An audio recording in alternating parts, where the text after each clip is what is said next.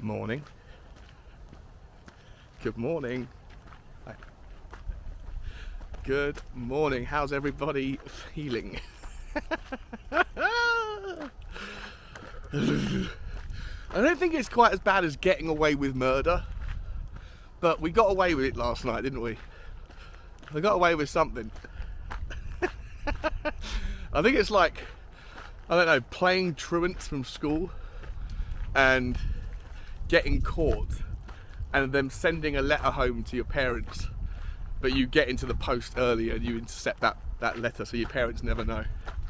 It's that kind of sneaky feeling where you're like, you got away with it and you should be happy, but at the same time there's a nasty kind of lingering level of doubt about what you've done, a bit of remorse, a bit of guilt.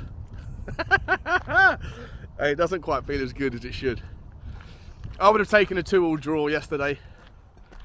I'm sure most of you would have done, especially in the manner. I think I even said this yesterday. Would you take a 2-2 draw or a score draw? I said. I think you would if you'd rather it happen if you came from behind to nick it rather than give away like a last-minute lead. Of course, that makes sense, obviously. But guys, I've got to be honest, like, it's great that we got a point, right? I'll start with the positives. It's great that we got a point from a place that we never get a point.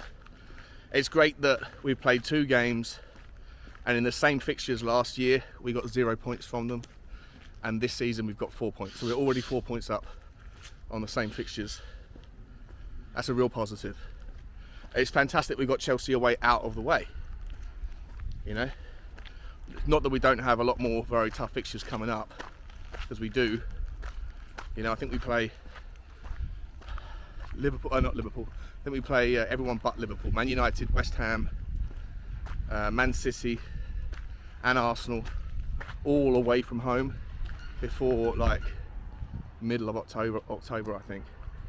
So it's a crazy first half of the season. Only Liverpool do we play at home in November. So we've got one of them done and we kind of come away unscathed, I guess. And it's also great that Chelsea dropped the 2 points, because it, you know, you don't want to have a 3-point gap emerge so quickly. But I've got to be honest, guys, a lot of people that were probably going into that game, myself included, I put down a 3-1 victory for Tottenham. Looking back now, how silly that was. You know, our team just didn't turn up, and we never really do. Sonny never turns up against Chelsea.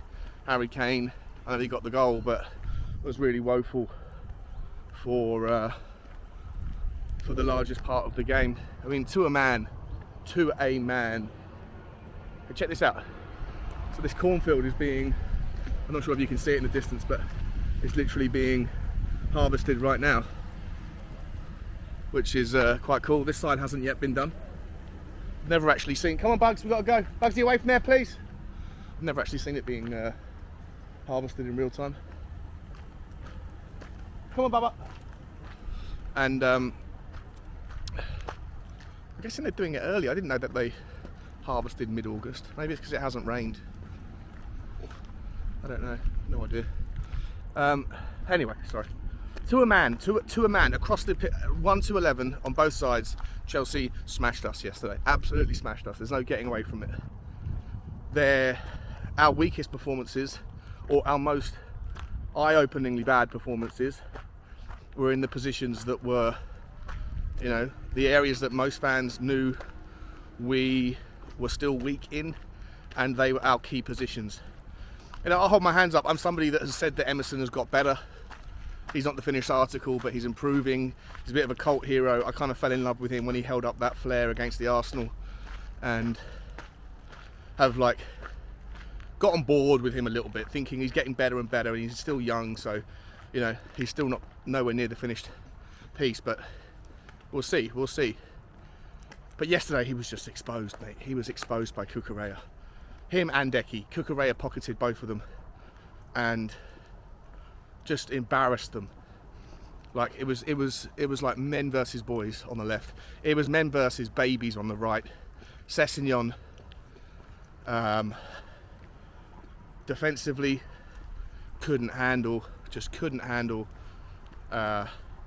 Reece James or Loftus-Cheek. Sonny was just nowhere, like I said a minute ago, once again. The midfield was, I think, closer. I think Højbjerg was probably one of the better players in the Tottenham field, but there was not much between them. Bentancur was run rings round, in my opinion. I haven't looked at the actual player stats closely yet, so I'll be doing player ratings later, but from my seeing eye test, I thought Bentancur was off sorts.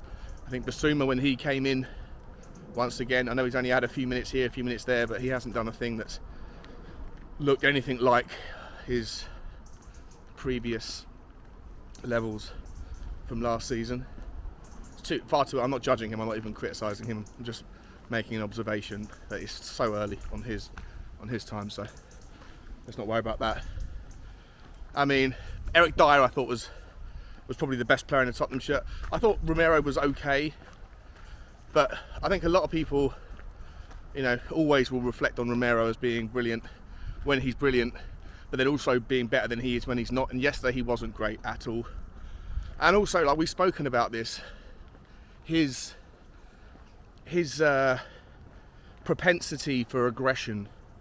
I think we have to accept the good and the bad that comes with that. We've spoken about this before, that it's likely that he'll get a couple of red cards here and there.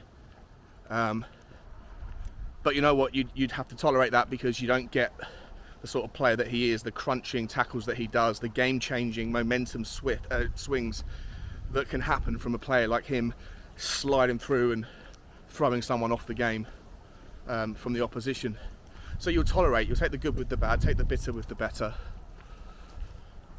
But when I said, I'll tolerate yellows and red cards from him, I didn't mean for petulant behaviour like pulling people's hair. I mean, that was just wildly unnecessary. I don't know why the VAR didn't review that. Had they done, and they should have done, then there's no second goal. It's just unnecessary, pulling someone's hair. Who does that anyway? It's such a weird thing to think to do. I love him to pieces. I'm not criticising too much because I'm mad about the player, but I just think he is, in moments like that, that's a bit of a liability.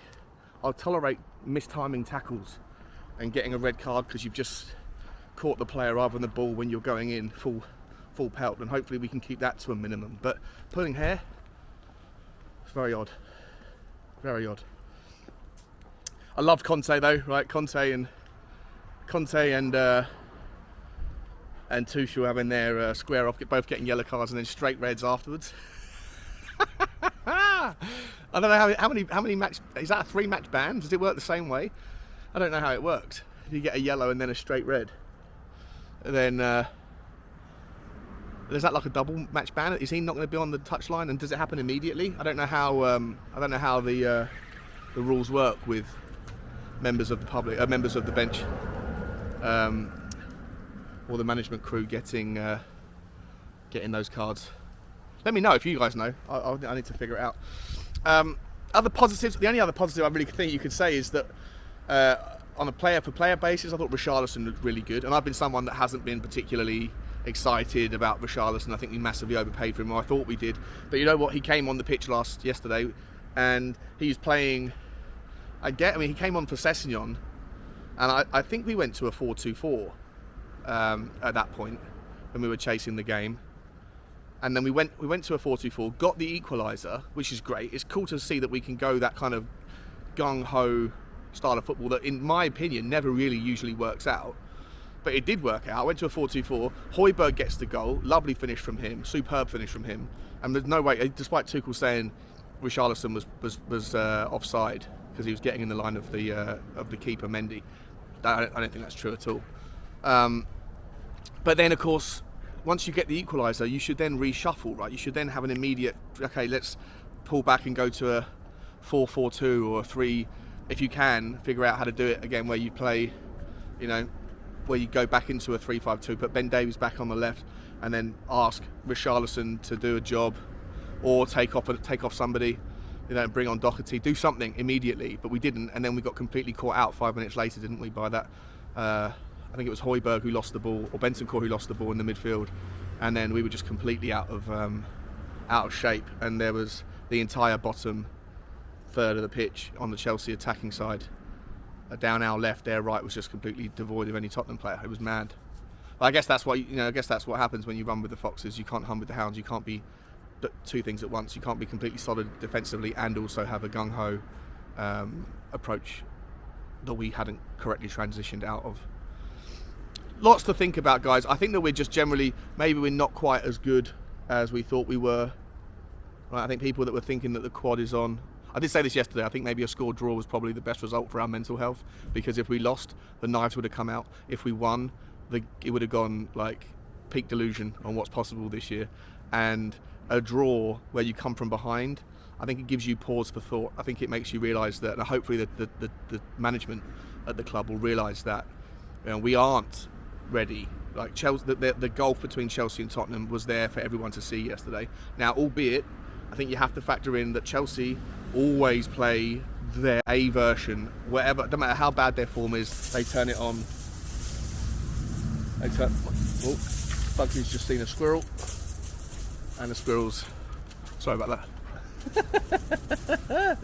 She's been trying to chase a squirrel for months and she hasn't quite caught one.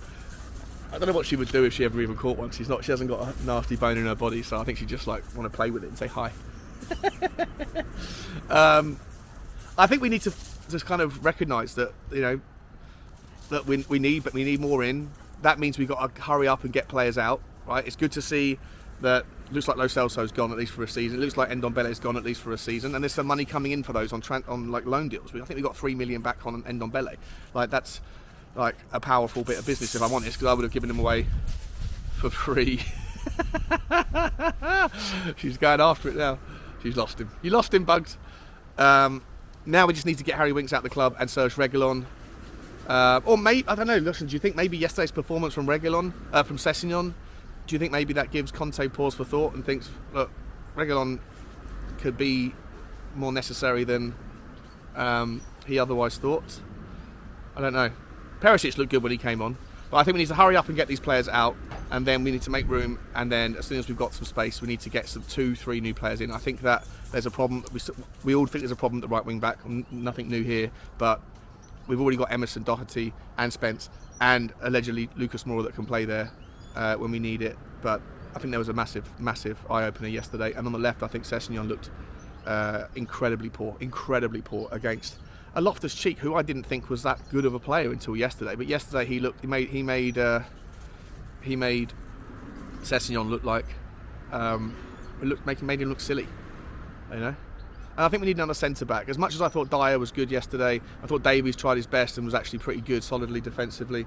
I think that the other thing to recognise is just, one of those gets injured and we are on a shortfall. And 1 second, guys, 1 second. But I think we need another centre-back, right? And look, when you see the quality of that Koulibaly yesterday, Jesus Christ, how good was he? He looked absolutely brilliant. His timing, his technique, his appetite, his energy, his passion on his home debut, and he just delivers that kind of performance, both defensively and offensively. He had absolutely no issues handling any part of that game, and we need someone like him. And we could have got someone like him. We could have got him. We didn't. We put all our eggs in the Bastoni basket, and that didn't work out. And we didn't really go for any. We haven't really done much looking around, I guess, or maybe we have. I don't know. But there's a problem there. Time's running out. There's only 2.5 weeks left, so. If the window shuts, I'll finish with this question for you. If the window shuts and we haven't signed anybody else, let's presume that we can still get rid of Harry Winks and Reguilon. But if we get the squad down to 25, those 4 players have gone, but nobody else comes in. Is that a Champions League level squad? Is it a championship winning squad? Is it a cup winning squad?